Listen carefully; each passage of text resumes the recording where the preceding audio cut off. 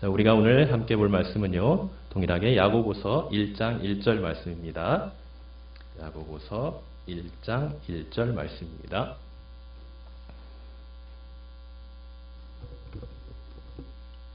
짧은 또 한 구절이지만요, 함께 합독하도록 하겠습니다. 하나님과 주 예수 그리스도의 종 야고보는 흩어져 있는 12지파에게 문안하노라. 아멘. 자, 우리는 지난 시간들을 통해서요, 성도란 하나님께 소유되고 매인 종으로서 하나님 안에 있는 모든 영적인 복과 영광을 누리는 가장 존귀하고 영광스러운 존재이자, 또 한편으로는 주님의 명령에 따라 땅끝으로 가서 흩어져 그 복을 흘려보내는 복의 통로라는 사실을 확인했습니다. 자, 그렇다면 성도는 이제 이러한 세상에서 어떠한 마음의 자세와 삶의 태도를 가지고 살아야 할까요? 야고보는 오늘 말씀에 이 문안하노라 라고 하는 이 문안 인사를 통해서요, 우리가 성도로서 살아가야 할 마음의 자세와 삶의 태도에 대해 분명하게 말해주고 있습니다. 자, 야고보서는 서신서라고 했죠. 네, 서신서는 그 편지의 형식이 있는데요, 이때 당시 편지의 형식은 편지를 보내는 발신자, 여기서는 예수님의 형제인 야고보이죠. 또 받는 수신자, 또 흩어져 있는 12지파죠. 오늘날에 구원받은 모든 성도들, 그러니까 교회를 말하고 있습니다. 그리고 마지막으로는 그 편지의 내용인 문안 인사, 여기에서는 뭐라고 나와 있죠?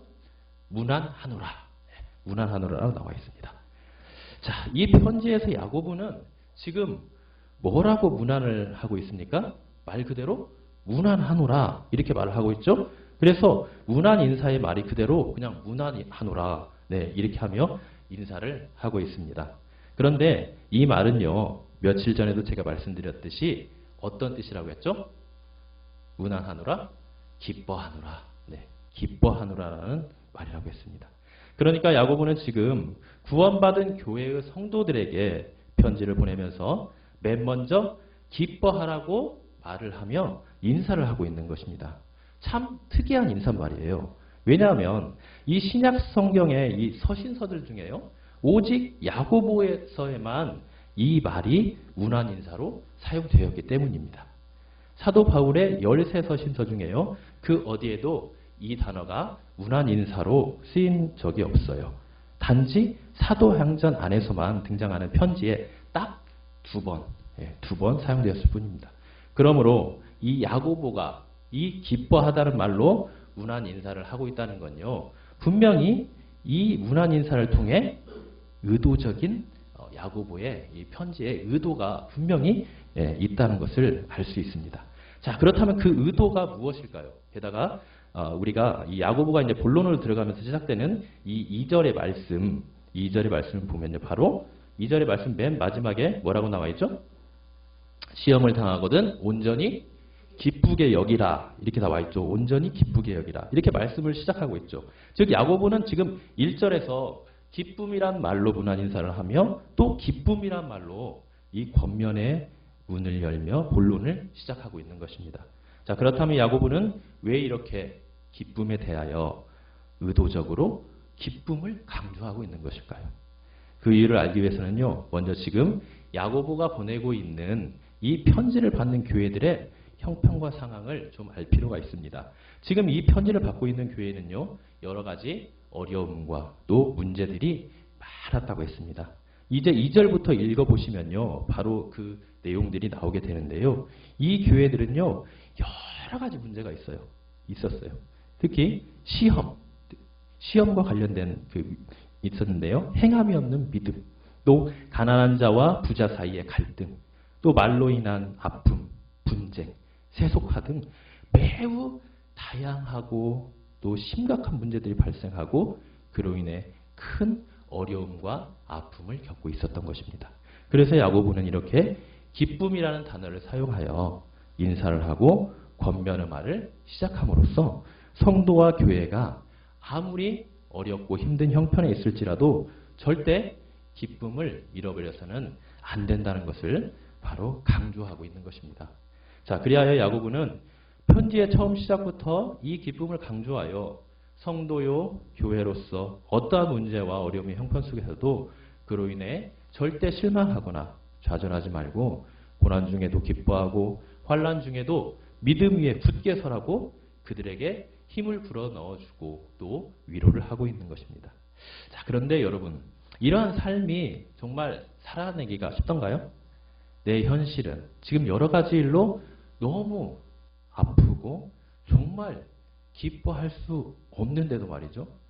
그래도 나에게 한 가지 문제만 닥쳐오면, 간단한 문제만 일어나면 그나마 기뻐하고 믿음으로 돌파할 수 있습니다. 어느 정도는 가능해요.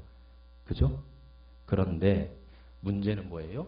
그 문제들이 갑자기 한둘도 아닌 마치 눈덩이를 굴리면 그것이 커지듯 점점 더 한없이 커지고 또한 내가 감당할 수 없는 지경에 이르게 된다는 것입니다. 이럴 때는 정말 여러분들의 마음이 어떻습니까? 그때에도 정말 마음의 평안을 누리고 기쁨으로 삶이 사라지던가요? 힘들죠? 어렵습니다. 정말 마음이 무너지고 낙심되고 절망되고 신음으로 세월을 보내가 되는 것입니다. 이것이 바로 세상 사람들뿐만 아니라 우리 성도들이 똑같이 겪는 아픔과 삶의 어려움입니다. 야고보가 지금 편지를 보내는 이때 당시에도 마찬가지였습니다. 지금 편지를 받는 교회들 또한 너무나도 많은 교회 안의 문제들로 인하여서 많은 아픔과 상처가 있었고요. 또 이로 인해 교회가 나뉘고 심각한 어려움과 고통 가운데 있었던 것입니다. 그 대표적인 것이 바로 성도의 여러 가지, 아까도 말씀드렸죠, 시험, 믿음의 시련이었습니다. 또한 자주 지혜가 부족해서 어려움을 겪었습니다. 물질도 부족했습니다. 그래서 시도 때도 없이 욕심에서 일어나는 미혹이 들이닥쳤습니다. 분노하게 하는 일들이 참 많이 있었고요. 육신이 아프고 또 배고프고 춥기도 했습니다. 말도 안 되는 이유로 차별을 당했습니다. 가난하다고 무시당하고 억압을 당하기도 했습니다. 비방과 비판을 받기도 하고요. 착취를 당하기도 하고 분쟁과 세습과의 그 유혹을 받았습니다. 자, 이쯤 되면 야고보가 보내는 이 편지를 받는 이 교회들이 이게 무슨 교회인가 싶을 정도로 문제가 많이 있고 어쩌보면 세상보다 더하다 싶을 정도로 그런 생각이 들 때도 있습니다. 하지만요, 우리가 정말 명심해야 될 게 있는데요.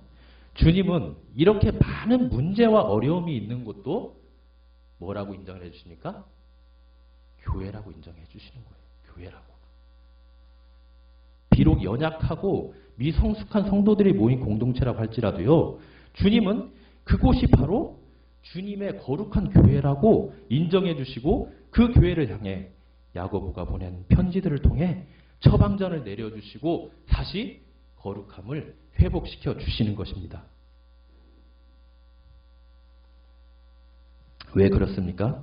바로 우리가 이루고 있는 그때나 지금이나 모든 이 지상 교회의 주인이 머리가 되신 바로 누구이시기 때문에? 하나님이시기 때문입니다. 우리 교회가 아무리 많은 문제와 어려움이 있고 많은 아픔과 상처로 겉으로 보이기에는 연약하고 거룩함을 잃은 것처럼 보이지만요. 그 교회를 세우신 교회의 주인이 바로 하나님이시고 주님 오시는 그날까지 주님은 자신의 교회를 끝까지 붙들고 계시기 때문입니다. 우린 이런 것들을 어떻게 확인할 수 있죠? 요한계시록을 한번 보세요. 이 세상의 마지막이라고 하는 이 요한계시록을 보면요. 이긴 자가 누구로 나옵니까? 예수 그리스도가 나옵니다. 교회로 나옵니다. 왜 그렇습니까? 교회가 문제가 이렇게 많은데, 교회가 이렇게 힘들고 어려운데 왜 교회는 무너지지 않아요? 교회의 주인이 하나님이기 때문이에요. 교회에 끝까지 교회를 붙들고 계신 분이 하나님이기 때문입니다. 그렇기 때문에 이 지구상에 있는 모든 교회, 특히 참된 교회는요, 하나님께서 붙드시고 끝까지 인도하시며 결국 승리로 이끌어 주신다는 것을 여러분 굳게 믿으시기 바랍니다. 따라서 우리 교회는 아무리 어려움과 고난이 있어도 교회의 주인 되시는 하나님을 믿으며 교회의 평안과 거룩함을 위하여 계속하여 기도하고 또 교회를 통하여 주시는 하나님의 기쁨을 잃지 말고 주님으로 인하여 소망 가운데 나아가야 할 것입니다. 그래서 야고보는 우리가 소망 가운데 기쁨을 잃지 말고 나아갈 이유에 대해서 말합니다. 그것은 바로 우리가 그냥 나그네인 것이 아니라 1절에서 봤듯이 하나님과 주 예수 그리스도에게 속하고 소유가 된 나그네이기 때문이라는 것이죠. 그리고 그 하나님이 우리의 아버지가 되시기 때문이라고 말씀하십니다. 자, 오늘 17, 18절을 보니요. 그 아버지 되신 하나님을 어떤 분으로 묘사하고 있습니까? 17, 18절을 보니 온갖 좋은 은사와 선물을 위로부터 내려주시는 분이라고 합니다. 또한 우리가 믿음으로 구하면 꾸짖지 아니하시고 단마음으로 후히 주시는 분이라고 또 말씀을 하십니다. 12절에서 뭐라고 합니까? 우리가 시련을 겪을 때 그 시련을 잘 견디며 생명의 화관을 주시는 분이라고 분명히 말씀을 하고 계십니다. 그러니까 여러분들이 지금 겪고 있는 저는 알 수 없죠. 여러 가지 시험과 어려움과 문제들이 있어요. 그런 것들을 잘 믿음으로 인내하고 극복하면 하나님께서 결국 우리에게 무엇을 주신다는 거예요? 생명의 화관을 주신다는 화관. 네. 그뿐만 아니라 4장 6절을 보니 하나님은 우리에게 은혜를 주시되 더 큰 은혜를 주신다고 합니다. 더 큰 은혜. 5장 7절에서는 우리가 길이 참으면 하나님은 이른 비와 늦은 비를 내려주시고 또 귀한 열매를 맺게 하신다고 분명히 말씀을 하십니다. 그런데 이런 열매를 맺기까지는요. 어떻게 하겠습니까? 잘 참고 믿음으로 인내를 해야겠지요. 농부가 씨를 뿌려 가을에 곡식을 거두기까지는 얼마나 그 많은 인내와 또 고난과 고통이 있습니다. 여러 가지 병충해와 자연재해와 또 여러 가지들을 잘 참고 인내를 해야겠죠. 그러면서 그 하나님의 때를 기다리는 것입니다. 여러분들 지금 앞이 보이지 않으십니까? 너무나도 막막하십니까? 그러면 하나님의 때를 기다리십시오. 기도하며 참고 인내하십시오. 분명히 하나님께서 우리에게 풍성한 열매로 은혜를 내려주실 것입니다. 이처럼 우리를 소유하시는 하나님은 주시는 하나님이십니다. 주시되 흔들어 후이되고 눌러 더욱 넘치도록 꽉 채워주시는 은혜가 풍성하신 하나님이신 것입니다. 그러니 우리가 기뻐하지 않을 수 있겠습니까? 마지막으로 우리가 기뻐할 수 있는 이유가 있습니다. 그것은 바로 무엇보다 하나님은 우리의 인생의 결말을 내시는 분이기 때문입니다. 오늘 말씀 5장 11절을 보니 너희가 욥의 인내를 들었고 주께서 주신 결말을 보았거니와 주는 가장 자비하시고 긍휼히 여기시는 이시니라 라고 했습니다. 여기서 결말이라는 말은요. 완성하고 성취한다는 그런 뜻입니다. 그러니까 야고보는 우리가 주께서 욥에게 주신 결말을 보았다고 말씀을 하고 있는데요. 자, 그럼 그 욥의 결말은 무엇입니까? 욥이 그 고난을 잘 헤치고 자녀와 또 자기에게 있는 소유물에 갑절에 그런 복을 받은 것입니까? 물론 그것도 복이겠죠. 하지만 하나님께서 주시는 진정한 복은요. 자, 우리가 욥의 결말에서 보아야 하는 것은요. 이런 것들이 아니라 바로 뭐라고 하십니까? 주님의 자비와 긍휼이라고 말합니다. 주님의 자비와 긍휼. 비록 자신에게 일어나는 고난의 이유를 욥은 알지 못했어요. 그렇지만 결국 42장 5절이라고 하는 그 욥의 결말을 보면요. 뭐라고 나오냐? 내가 주께 대하여 귀로 듣기만 하였사오나 이제는 눈으로 주를 배움나이다. 이렇게 말하고 있어요. 여러분 이게 뭘 말하는 걸까요? 지금까지는 욥이 고난 당하기 전까지는요. 하나님에 대해서 어떻게만 알았다는 거예요? 귀로만 들어서 알아봤대요. 그냥 간접적으로만 알아봤대요. 아, 하나님 이런 분이구나. 그래, 하나님 사랑의 하나님이지, 긍휼의 하나님이지, 머리로만 알았다는 거예요. 그러나 하나님께서 고난을 통하여 자비와 긍휼을 베푸시자 욥이 이제 어떠한 사람이 되었습니까? 바로 이 하나님을 귀로만이 아니라 눈으로 듣는 자가 되었다는 거예요. 여러분 이게 정말 중요한 겁니다. 어떻게 보면 정말 간단하게 보일지 모르지만요. 우리가 귀로 듣는다는 것과 눈으로 본다는 건요. 완전 천지 차이예요. 천지 차이. 눈으로 봤다. 결국 욥이 전인격적이시고 긍휼과 자비가 많으신 그 하나님을 제대로 만났다는 겁니다. 여러분 하나님을 제대로 만나면요. 내가 제대로 변하게 됩니다. 하나님 앞에 제대로 서게 돼요.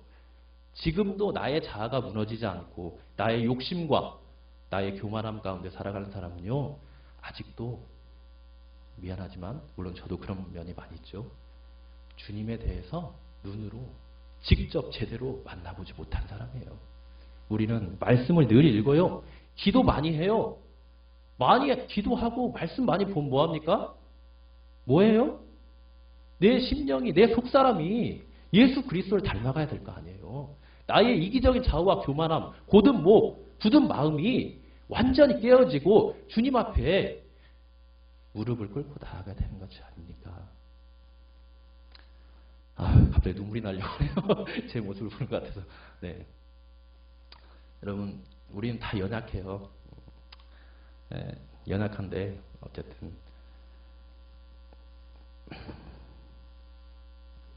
네. 하나님은요, 여러분들의 그 아픔과 또 상황들을 다 알고 계십니다. 네, 다 알고 계세요. 그래서 하나님이 우리에게 오늘 뭐라고 하십니까? 기뻐하라고 하지 않습니까? 기뻐하라고. 하나님만 바라보고 기뻐하라고 하지 않습니까? 여러분, 기뻐하십시오. 쉽지 않아요.